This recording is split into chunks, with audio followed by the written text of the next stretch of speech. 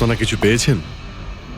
না স্যার, এমনিতেই তো জানা যায় যে কিভাবে আগুন লেগেছে, কিন্তু এখানে তো বোঝাই যাচ্ছে না যে আগুন লাগার কারণটা কি। আচ্ছা, দেখো অ্যাম্বুলেন্স কত দূর এলো। ঠিক আছে স্যার।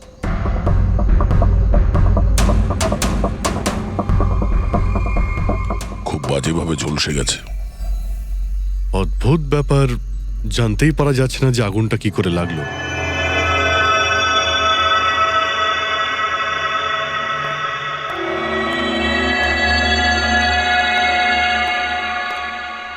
কিভাবে হলো এইসব? সবকিছু তো একদম ঠিক ছিল, জানি না আগুন কি করে লাগলো। এতজন মানুষের অভিশাপ তো লাগবেই, তাই না? এই কি বললে তুমি? আমি জানতে পেরেছিলাম স্যার যে দিলীপ স্যার কোনো কোর্টের কেসে ফেঁসে গেছিলেন। খুব বড়সড় কেস ছিল স্যার, কিন্তু কিছুদিন আগে ছাড়াও পেয়ে গেছিলেন। অনেকে এই নিয়ে রেগেও ছিলেন। আচ্ছা, এই ঘটনার সুযোগ নিয়ে কেউ ওকে মেরে দেয়নি তো? না, কোর্টে উনি নির্দোষ প্রমাণিত হয়েছিলেন, উনি কিচ্ছু করেননি।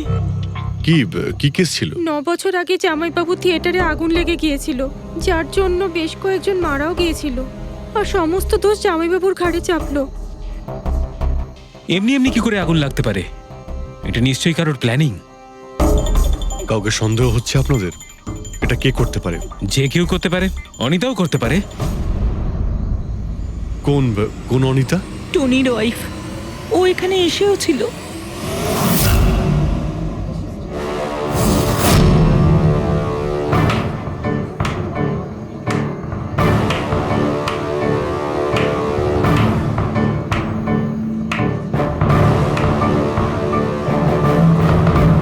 অনিতা, অন্য লোকের ঘর ভেঙে দিয়ে নিজের পরিবারের সঙ্গে এখানে ফুর্তি করা হচ্ছে। ভেরি গুড, ভেরি গুড, বাহ।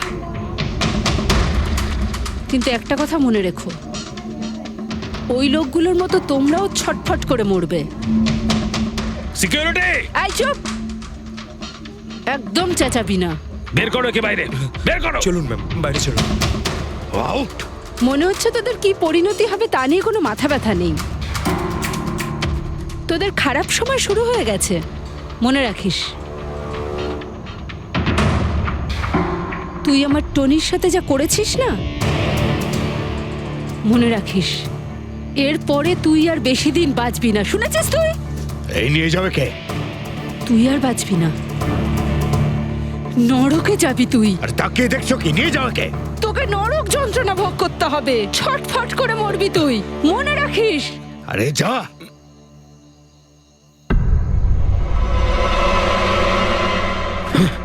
Let's enjoy Rohan. আরে ভুলে যাও।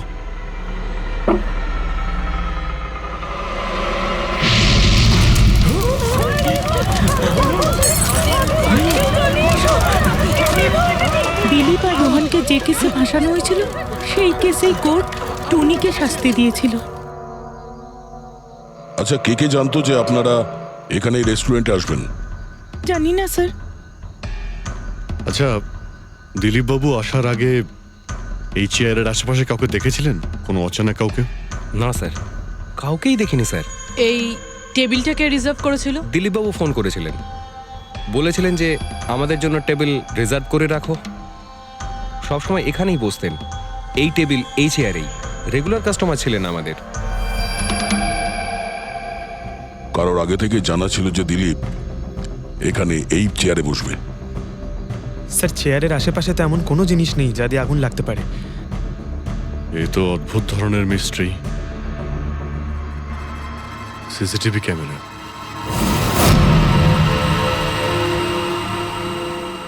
এর ফুটেজ থেকে জানতে পারা যাবে কি হয়েছিল এখানে। ও মাই গড, এসব কিভাবে হলো? কে করতে পারে এসব? ওই করেছে যে দিলীপকে খুন করেছে প্রমাণ লোপাটের জন্য। আর যে কেউ কিভাবে এই মনিটর রুমে চলে এলো? তোমার সিকিউরিটি কোথায়? স্যার, এই রুমে সিকিউরিটির কোনো প্রয়োজনই হয় না। এর আগে এরকম কখনোই হয়নি স্যার। স্যার স্যার, আমার মনে হয় না সিসিটিভি ফুটেজ ডিলিট করার মতো সময়ের কাছে ছিল। ও শুধু ভাঙচুর করেছে। যদি আমরা কোনো এক্সপার্টকে ডাকি স্যার, তাহলে সে হয়তো হার্ড ডিস্ক থেকে রিকভার করতে পারবে।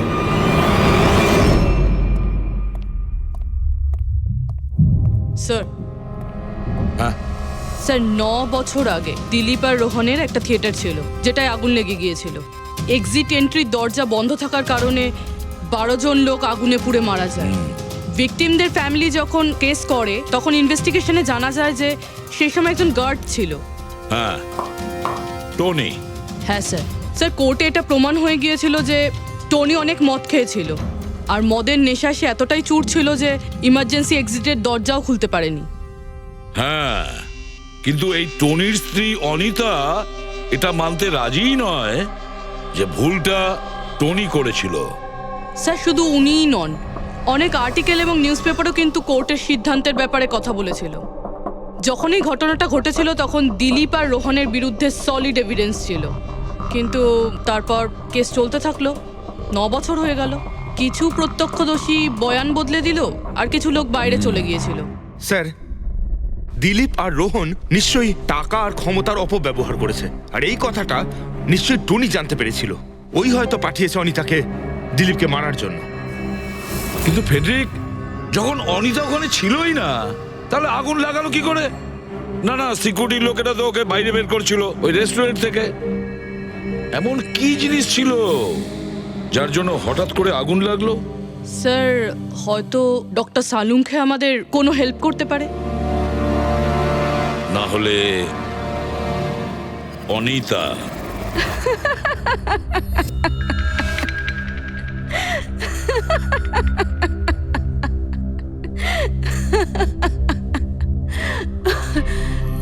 আপনারা তো অবাক হচ্ছেন কেন? আমার হাসি দেখে নাকি দিলীপের মৃত্যুর জন্য? দিলীপের মারা যাওয়াতে এত আনন্দ কিসের? আচ্ছা, আমি খুশি হব না তো আর কে হবে বলুন তো? কালকে রাত্রে রেস্টুরেন্টের থেকে বেরোনোর পর তুমি কোথায় গিয়েছিলে? জেলে আমার স্বামীর সঙ্গে দেখা করতে। ওয়ার্ডেনের কাছে সমস্ত রেকর্ড আছে, আপনারা চাইলে চেক করতে পারেন। সেটা তো আমরা করবই। আর এইটাও যে তুমি ওই আগুনটা লাগালে কিভাবে? কোনো কালো জাদু করেছিলে তুমি? দিলীপের গায়ে হঠাৎ করে আগুন লাগলো কি করে? কালো জাদু জানলে অবশ্যই প্রয়োগ করতাম, কিন্তু আমি খুব খুশি হয়েছি। দিলীপও ঠিক সেইভাবেই ছটপট করে মরেছে যেভাবে 9 বছর আগে ওই নিরীহ লোকগুলো মারা গেছিল, যেটা শাস্তি এখন আমার স্বামী টনি ভুগছে। তুমি এইটা কিভাবে বলতে পারো যে টনির কোনো ভুল ছিল না? তুমি তো ওখানে ছিলেই না। আমি ওখানে ছিলাম না, কিন্তু টনি এখানে ছিল। সেদিন ওর শরীর খারাপ ছিল। ওর মালিকদের মানে রোহন আর দিলীপকে বলে তাড়াতাড়ি বাড়ি চলে আসে।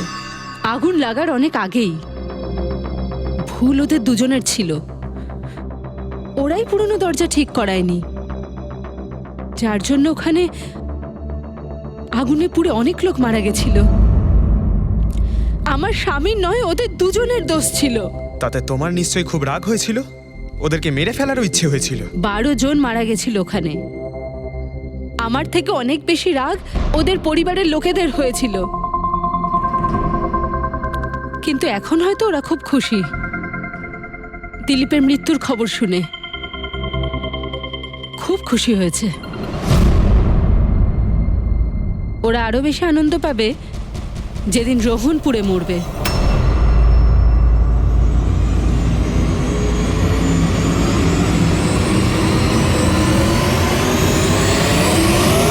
স্যার 42 জন আছে, ওই 12 জন ভিকটিমের কাছের আত্মীয় আর ফ্যামিলির লোকেরা মিলে। সাসপেক্ট বেশি আর সময় কম। স্যার, এই 42 জন লোকের মধ্যে সবার আগে সেই সমস্ত লোকেদের নাম সরিয়ে দিতে হবে যারা কালকে দিলীপের মৃত্যুর সময় শহরে ছিল না। স্যার 9 বছর হয়ে গেছে এই ব্যাপারটার।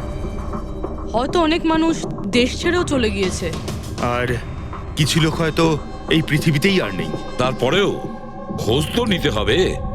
দেখো কজন শহরে ছিল যখন দিলীপের মৃত্যু হয়।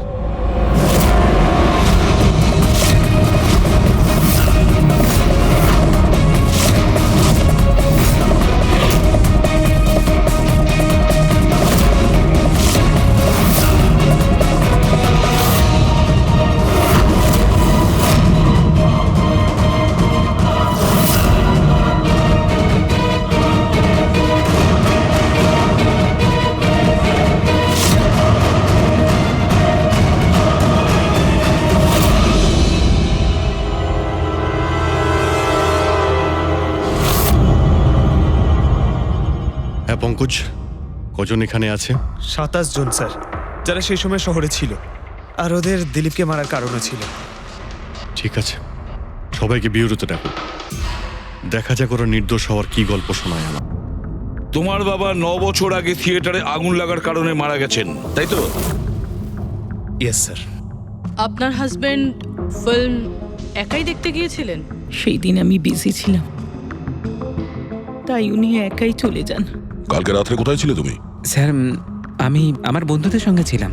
স্যার আমি পাসপোর্ট অফিসে গেছিলাম। ওই দুজনকে আমি এমনি এমনি ছেড়ে দেবো না। তো কি করেছিলে তুমি? ভেবেছিলাম যে দিলীপের সাথে ফেস টু ফেস দেখা করব, আর ওকে জিজ্ঞেস করব যে তুমি এরকম কেন করলে। স্যার তারপরে আমি আমার বন্ধুদের সাথে বাড়িতে যাই। আমি আমার ওয়াইফের সাথে মলে ছিলাম। স্যার আমার বন্ধুদের জিজ্ঞাসা করতে পারেন। স্যার যদি ওর সাথে আমার দেখা হতো তাহলে ও রেস্টুরেন্টে বেঁচে ফিরতো না। দিলীপ ওর কর্মের শাস্তি পেয়ে গেছে। আমি রেস্টুরেন্ট থেকে জানতে পারলাম যখন যে দিলীপের সাথে কি হয়েছে, তখন মনে শান্তি পেলাম স্যার। আর বাকি থাকলো রোহন, ও তার কর্মের শাস্তি নিশ্চয়ই পাবে। এবার এই 27টা নামের মধ্যে তাদের নামগুলো রেখে দাও যারা ঘুরিয়ে ফিরিয়ে উত্তর দিচ্ছিল, আর যারা নিজেদের উত্তর অনেক আগে থেকেই তৈরি করে রেখেছিল।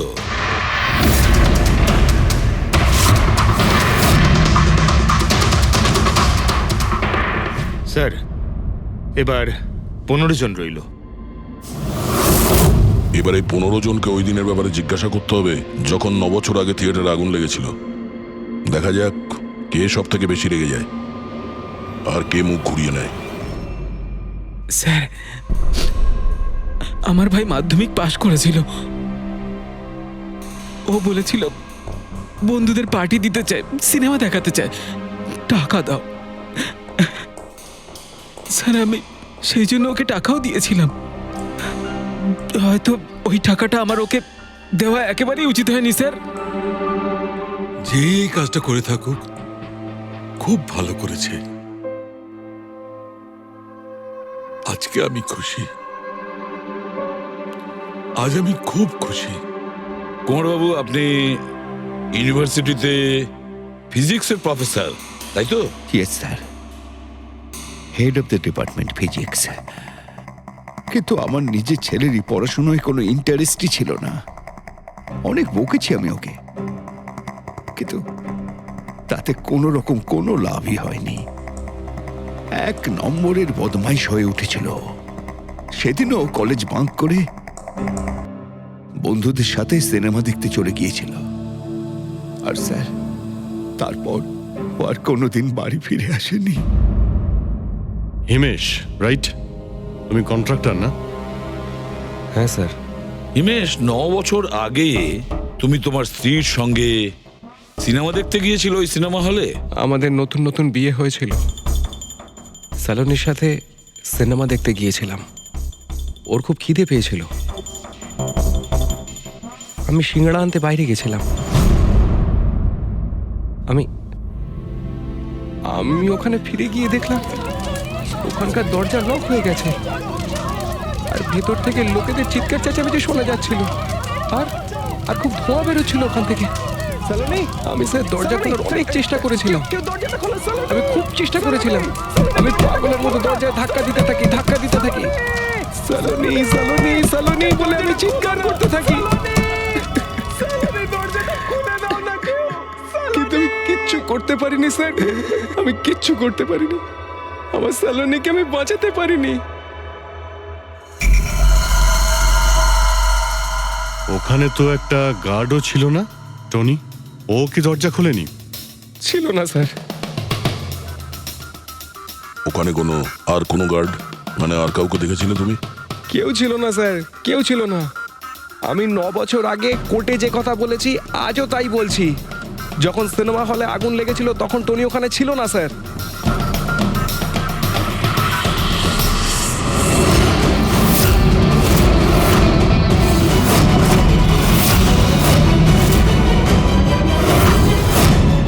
স্যার এই হলো আমাদের 15 জন সাসপেক্ট যারা দিলীপকে খুন করতে পারে।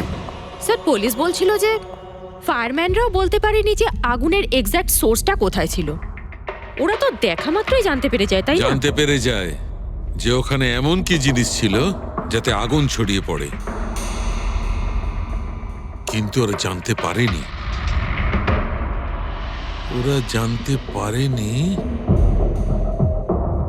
ওরা এই জন্য জানতে পারেনি কারণ ওই জিনিসটার না ছিল কোনো গন্ধ, না ছিল রং। Exactly sir. যদি এটা লিকুইড হতো না তাহলে দিলীপ নিশ্চয়ই বুঝতে পারতো ওই চেয়ারটায় বসা মাত্রই। আর পাউডার থাকলে আমরা টেস্ট করে পেয়ে যেতাম। তার মানে এটা তো গ্যাস। তার মানে হচ্ছে এটা ছিল গ্যাস। গ্যাস? এই জন্য ওই ফায়ারম্যান জানতে পারেনি যে কিসের জন্য আগুন লেগেছিল। ইনফ্লেমেবল গ্যাস বস, যার শুধু একটা স্পার্কের দরকার হয় জ্বলে উঠবার জন্য। কিন্তু একটা কথা বুঝতে পারছি না, দিলীপ যে চেয়ারে বসেছিল সে চেয়ারে গ্যাস আসলো কোথা থেকে? চেয়ার থেকেই।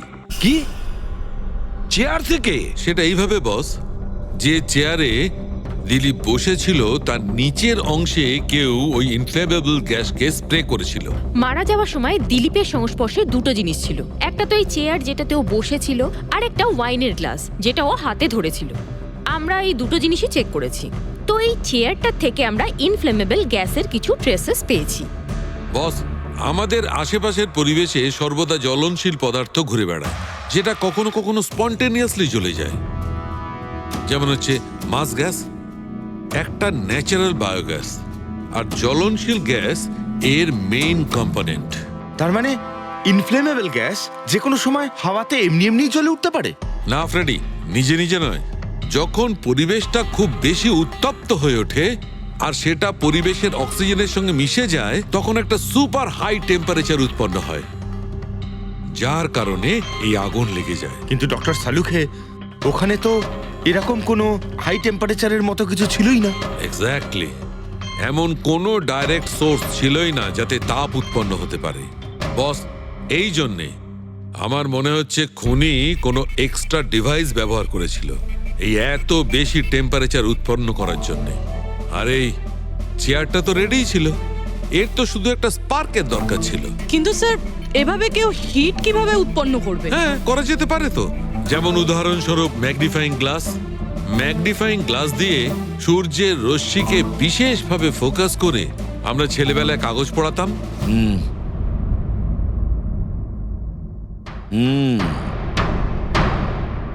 মনে হচ্ছে ওই রেস্টুরেন্টে আবার যেতে হবে, খোঁজ নিতে হবে কিসের থেকে আগুনটা লেগেছিল।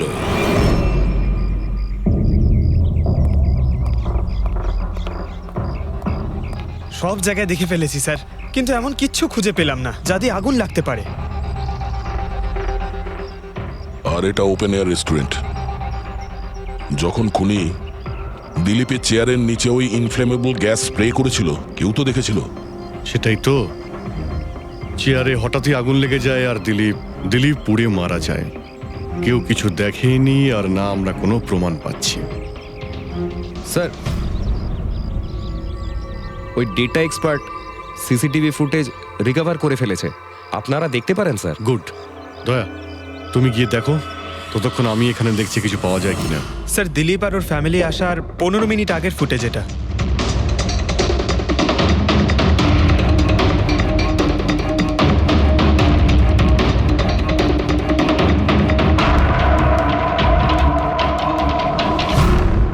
এ চেয়ার চেঞ্জ করছে।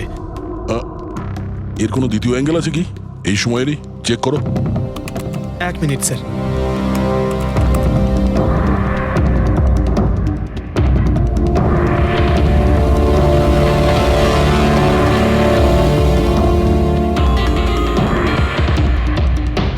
ও চেয়ারটার সঙ্গে কি করছে? গ্যাস স্প্রে করছে নাকি? হ্যাঁ, ও নিজের চেয়ারে গ্যাস স্প্রে করলো, আর ও নিজের চেয়ারের সঙ্গে ওই চেয়ারটা বদলে দিল যেটাই দিলীপ বসতো।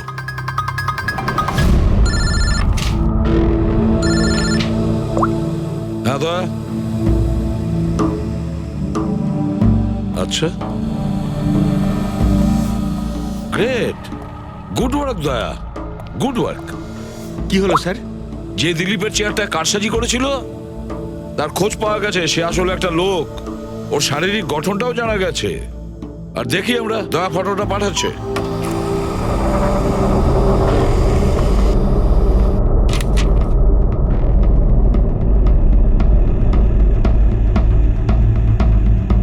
খুনি এই বাকি লোকগুলোর মধ্যেই কেউ একজন, এদেরই মধ্যে কেউ। আর এবার এর পরের শিকার রোহান।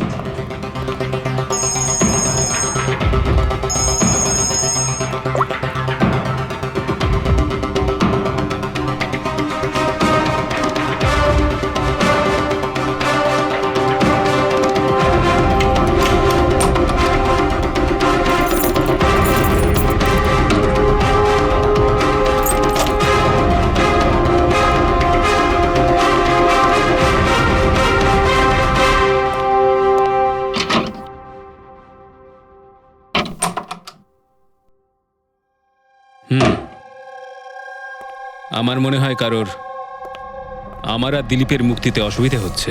আমার প্রাণের ঝুঁকি আছে এখানে। I will talk you later. Bye. Sir, everything is okay. All right, তুমি এখানেই থাকবে আর কাউকে ভেতরে ঢুকতে দেবে না। Be alert. Okay? Okay sir.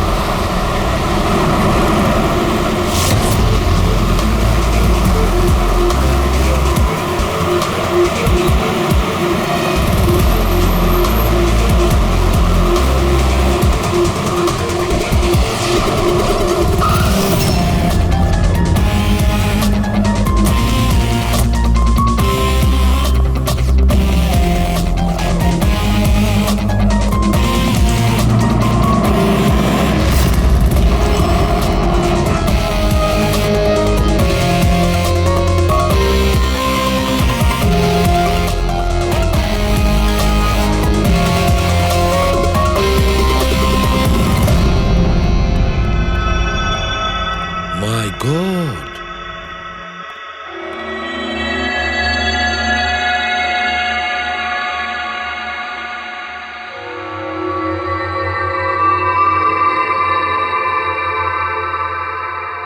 কি হয়েছিল এখানে আর কিভাবে?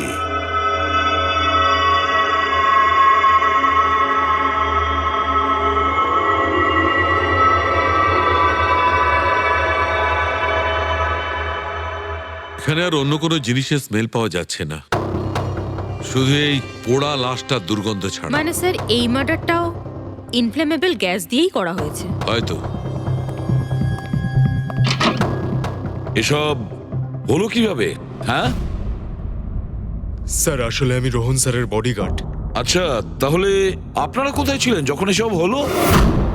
স্যার, রোহন স্যার আমাকে বাইরে পাহারা দিতে বলেছিলেন। তার কিছুক্ষণ পরেই আমি ওনার চিৎকার শুনতে পেয়ে ওনার রুমের দিকে দৌড়ে আসি আর দেখি দরজার চারদিক থেকে ধোঁয়া বেরোচ্ছিল। আমি অন্য চাবি দিয়ে দরজা খুলে ভিতরে যাওয়ার পর দেখলাম যে স্যার ততক্ষণে রোহন স্যার পুড়ে গেছেন। আপনারাও কেউ কিছু জানেন না?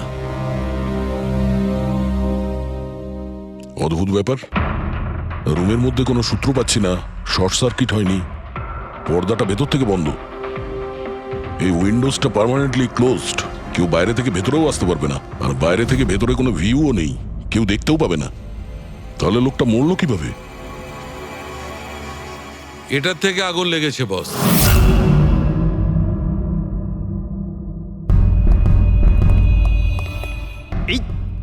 এই জিনিসটা দিয়ে এটা কি স্যার? এটা হচ্ছে ফিলামেন্ট। ফিলামেন্ট? ইলেকট্রিক বাল্বের ভেতরের ফিলামেন্ট। যখন এই ফিলামেন্টের ভেতর দিয়ে ইলেকট্রিক পাস করানো হয় তখন এটা গরম হয়ে লাল হয়ে যায়। বস, খুনিও এই টেকনিকটাই ব্যবহার করেছে ওই জ্বলনশীল গ্যাসটাকে জ্বালানোর জন্য। কিন্তু ওই রেস্টুরেন্টে যেখানে দিলীপ মারা গিয়েছিল ওখানে তো আমরা এরকম কোনো ফিলামেন্টের মতন কিছু পাইনি।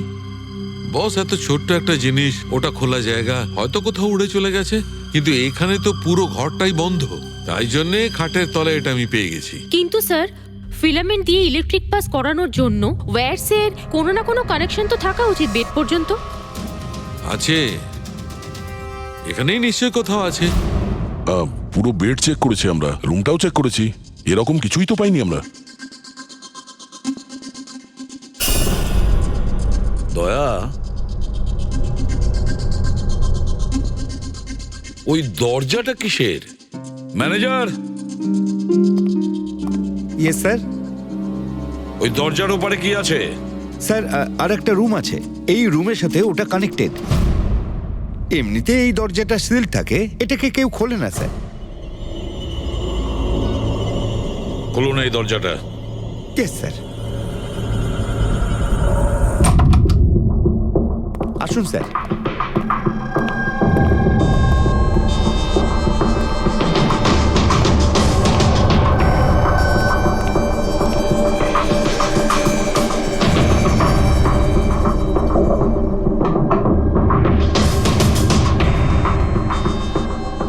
আচ্ছা ম্যানেজার বাবু, কার রুম এটা? কে থাকে এই রুমটাতে? কোনো একজন গেস্ট স্যার, ডিটেলস চেক করতে হবে। দেখুন। Okay sir.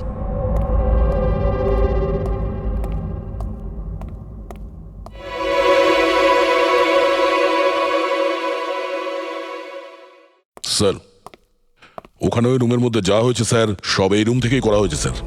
কিন্তু যদি কারেন্ট এই রুম থেকে পাস করা হয়ে থাকে তাহলে এখান থেকে বেড পর্যন্ত কোনো না কোনো ওয়্যার তো থাকা উচিত। আর যদি থেকে থাকে তাহলে রোহন নিশ্চয়ই সেটা দেখতে পেয়েছে। হ্যাঁ, হয়তো ওর বডিগার্ডও দেখে থাকবে। ডাকো তো ওর বডিগার্ডকে। আপনি এদিকে আসুন।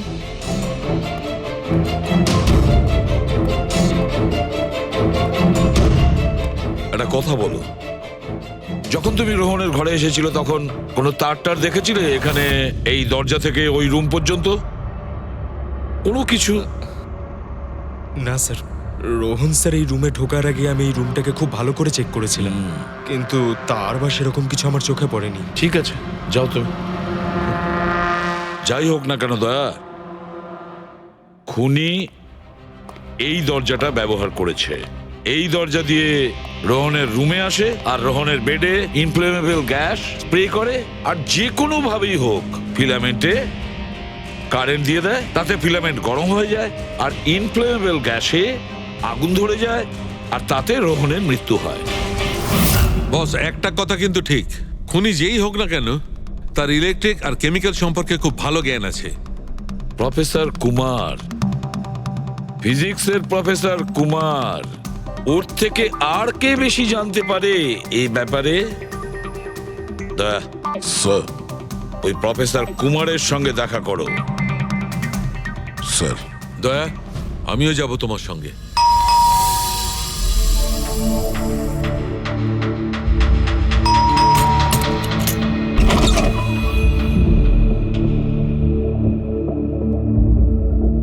প্রফেসর কুমার আছেন বাড়িতে? হ্যাঁ আছেন, কিন্তু আপনারা? সিআইডি। সিআইডি? সব ঠিক আছে তো স্যার? হ্যাঁ, ওনাকে কিছু জিজ্ঞাসা করার আছে। কোথায় উনি? বাইরে বাচ্চাদের পড়াচ্ছেন, আমি ডেকে আনছি। ঠিক আছে ঠিক আছে, আমরা দেখছি।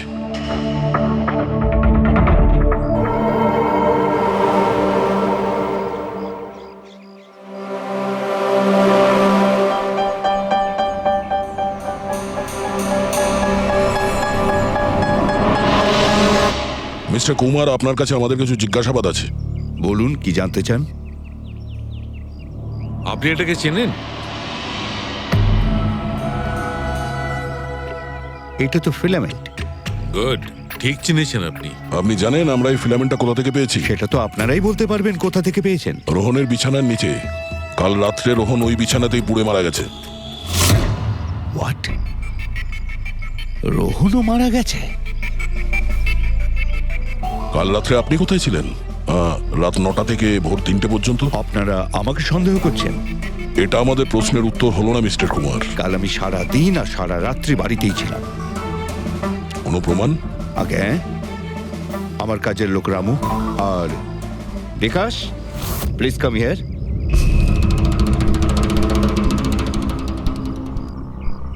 Yes sir. এনাদের বলো যে কাল কোথায় ছিলাম। স্যার আমাদের সবার এক্সট্রা ক্লাস নিচ্ছিলেন এই বাড়িতেই। কটা থেকে কটা পর্যন্ত? স্যার সন্ধ্যা 6টা থেকে ভোর 5:30 পর্যন্ত। সামনেই আমাদের এক্সাম, তাই আমরাই স্যারকে রিকোয়েস্ট করেছিলাম এক্সট্রা ক্লাস করানোর জন্য। ঠিক আছে স্যার, তুমি যাও বাবা। স্যার, আমার আরো 5 জন স্টুডেন্টস আছে যারা কাল সকাল 9টা থেকে 5:30 পর্যন্ত আমার কাছে ছিল। বলেন তো ওদেরও ডাকি? ঠিক আছে, এবার আমি যেতে পারি স্টুডেন্টদের পড়াতে? Please please. Thank you.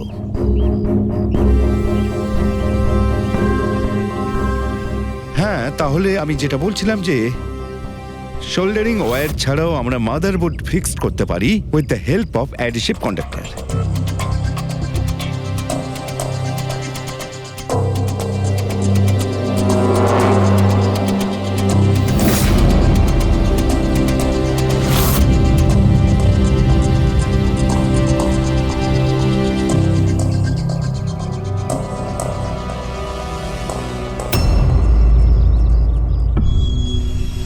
My god, my god! আরে ভাই, কি ব্যাপারটা? কি? আরে ভাই, এই ভুলটা আমি কি করে করলাম? কি গড, বুড়ো হয়ে গেছি আমি বুড়ো হয়ে গেছি। দয়া একটা কাজ করবে, 1 ঘন্টা পরে ফরেন্সিক ল্যাবে দেখা করো। একটা জিনিস দেখাবো। 1 ঘন্টা পরে। আরে ওই, হ্যাঁ বস, একটা কাজ করো, এই সুইচটা দিয়ে ওই বাল্বগুলোকে জ্বালাও। এই সুইচ দিয়ে? এই সুইচ দিয়ে? হ্যাঁ হ্যাঁ, এই সুইচটা দিয়ে। আরে এর মধ্যে কোনো কানেকশন দেওয়া নেই, কিভাবে জ্বলবে? তুমি প্রশ্ন করো না, কখনো কখনো আমার কথাটাও মেনে নাও। কখনো কখনো। এই অন করলাম। কই স্যার, কিছুই তো হলো না। হবে হবে। আরে কি হবে? কিছুই হবে না। হবে ভাই, বিলিভ মি, হবে। 1 মিনিট। আরে ওর শরীর ঠিক আছে তো? হ্যাঁ স্যার, জানি না কি হয়েছে, প্রফেসর কুমারের সঙ্গে দেখা করে আসার পর থেকেই উনি বাল্ব নিয়ে খেলে যাচ্ছেন। একটা কথা বলো, ওই ফিঙ্গারপ্রিন্ট গুলোর খবর কি, যেগুলো তুমি হোটেলের লোকেদের কাছ থেকে নিয়েছিলে আর ওই রুমটা থেকে নিয়েছিলে? স্যার, অনেক ফিঙ্গারপ্রিন্টস পাওয়া গেছে, কিন্তু সবগুলো স্টাফ মেম্বারসদেরই, এছাড়া আর কারোর পাওয়া যায়নি। এটা কিভাবে সম্ভব? এই যে দাদা, একটু এই দিকেও দেখুন। হ্যাঁ হ্যাঁ, দেখছি। হ্যাঁ,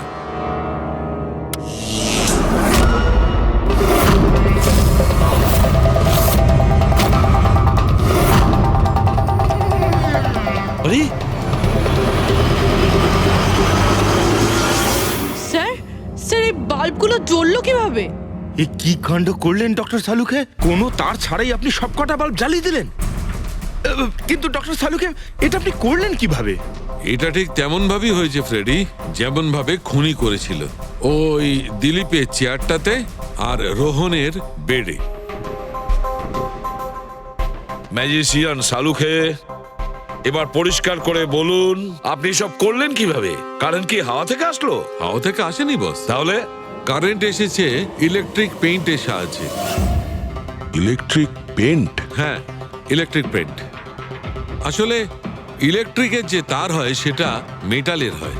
metal is a good conductor of electricity, সেই জন্য কারেন্ট ওর মধ্যে দিয়ে পাস করে। ঠিক একই রকম ভাবে কিছু পেইন্টও আছে যেগুলোকে আমরা ইলেকট্রিক পেইন্ট বলি, আর এটাও গুড কন্ডাক্টর অফ ইলেকট্রিসিটি। এর মধ্যে দিয়েও ইলেকট্রিসিটি পাস করতে পারে। অদ্ভুত ব্যাপার হলো এটা যে কোনো কালারের সঙ্গে মিশে যায়, যেটা খুব সহজে যে কোনো ব্যাকগ্রাউন্ডে মার্জ হতে পারে। ও, এই কারণেই আমরা হোটেলের রুমে আর রেস্টুরেন্টে কিছু দেখতে পাইনি স্যার। এক্স্যাক্টলি দয়া, খুনি আসলে হোটেলের রুমের আর রেস্টুরেন্টের ফ্লোরের দুটোর কালার এই কালারের সঙ্গে ম্যাচ করেছে, এই জন্য আমরা দেখতে পাইনি। তার মানে ইলেকট্রিক কারেন্ট, এই ইলেকট্রিক পেন্ট, এটা কি খুব সহজেই পাওয়া যায়? হ্যাঁ, পাওয়া যায়। আসলে এটা ইলেকট্রিক সোল্ডারিং আর রিপেয়ারিং এর কাজে লাগে। আর এটা সবচেয়ে বড় বিশেষত্ব হলো যে এটা সাধারণত খালি চোখে এটা দেখা যায় না, শুধুমাত্র ইনফ্রারেড লাইটেই এটা দেখা যায়। আমি দেখাচ্ছি।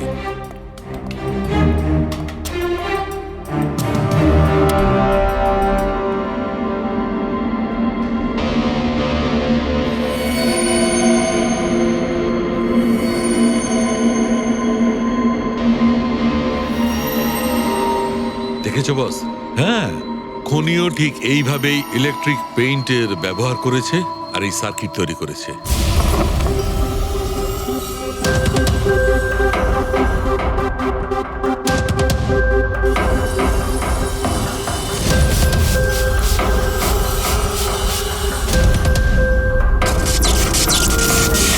একটা কথা তো নিশ্চিত, এ যেই হোক না কেন তার এ সমস্ত ব্যাপারে খুব ভালো জ্ঞান আছে। কিন্তু স্যার, এদের মধ্যে খুনি কে? ওই প্রফেসরের সঙ্গে তো কথা বলে নিয়েছি স্যার, ও তো না, এই মুন্সি। এই লোকটা তো একজন ক্লার্ক, কিন্তু আমার মনে হয় না যে একজন ক্লার্কের সায়েন্সের ব্যাপারে এত জ্ঞান থাকতে পারে। স্যার, এদের মধ্যে সব থেকে বেশি শিক্ষিত তো ওই প্রফেসর কি মনে হচ্ছে? এটা এমন কেউ হতে পারে যেটা প্রফেসরের মতো ইন্টেলিজেন্ট নয়, অথচ এই ব্যাপারে অনেক কিছুই জানে।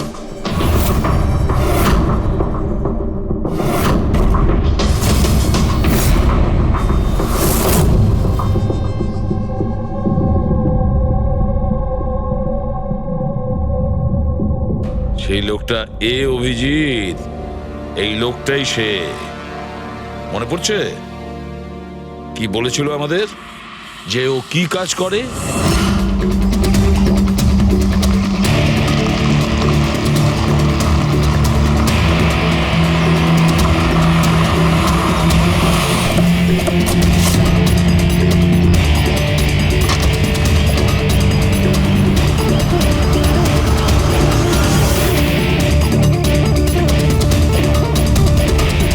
যাওয়া যাক শ্বশুর বাড়ি।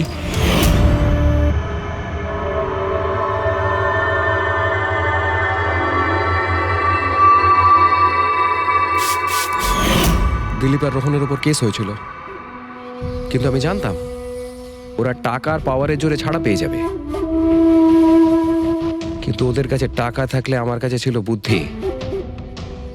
অনেক মাস ধরে ওদের আমি ফলো করেছি, ওরা কোথায় যাচ্ছে, কি করছে, কার সাথে দেখা করছে, সবকিছু। আর শেষ পর্যন্ত ওদের দুজনকে মারার উপায় আমি পেয়েই যাই, ইলেকট্রিক পেন্ট আর সার্কিটের মাধ্যমে। এই দুটো জিনিসের বিষয়ে আমি খুব ভালো করে জানতাম। ব্যাস, দিয়ে দিলাম দুজনকে শাস্তি। দুজনকে মেরে ফেলেছি জ্যান্ত পুড়িয়ে, যেভাবে ওরা আমার সালোনিকে মেরেছিল। হিমেশ, তোমার স্ত্রীর সঙ্গে যা কিছু হয়েছে সেটার জন্য আমরা সবাই দুঃখিত, কিন্তু দিলীপ আর রোহনকে মেরে তুমি কি পেলে? তুমি কি ফিরে পেলে তোমার স্ত্রীকে? প্রতিশোধের আগুনে পুড়ে তুমি দুজনকে মারলে, আইন তোমাকে কোনোদিন ক্ষমা করবে না। কঠোর থেকে কঠোরতম শাস্তি হবে তোমার।